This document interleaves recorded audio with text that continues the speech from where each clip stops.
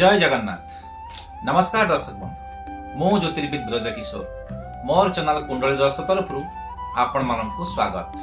मु आशा करुछि प्रभु जगन्नाथ कृपारु आपण मान निश्चित भल रहिबे। ते वीडियोटी को देखिबा पूर्व चैनल टी को सब्सक्राइब करंतु, लाइक करंतु, कमेंट एवं शेयर करंतु एवं पाखरे थिबा बेल आइकन को ऑल करंतु, कारण नुआ नुआ वीडियो जेबे मु अपलोड करिवि ता सर्वप्रथमे आपनक पाखरे पहुंची जिवो।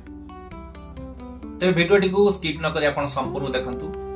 मु आज बृहस्पति चलन रे जो असुविधा हबो तार प्रतिकार मु आपन को ए वीडियो रे कहूची।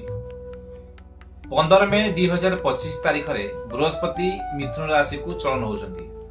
एहा द्वारा मेष राशि, मिथुन राशि, कर्कट राशि, कन्या राशि, बिछा राशि, मकर राशि एवं मीन राशि व्यक्ति मानक उपरे बृहस्पति नकारात्मक प्रभाव पड़वा को जाऊँगी।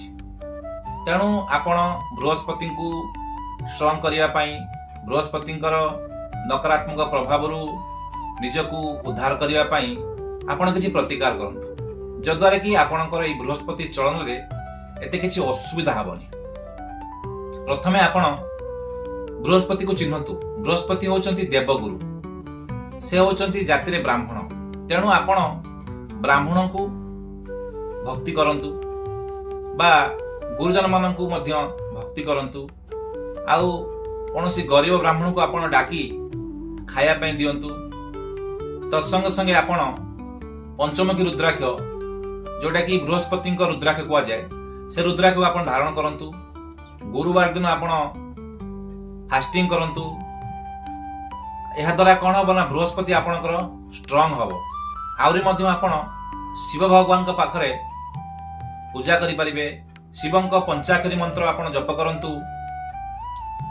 ए सब करिया द्वारा आपणक जातक रे बृहस्पति जदि खराब थिबो आ तांकर जदि गोचर फल जदि आपण खराब थिबो ताहले आपणकर एते एची असुविधा हबो नाही।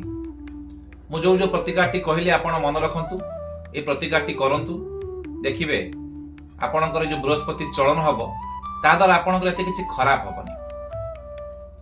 एमते विदाय दिन दर्शक बंधु रहुछि, पुणी देखा हबो आउ एक नुआ वीडियो रे। नमस्कार।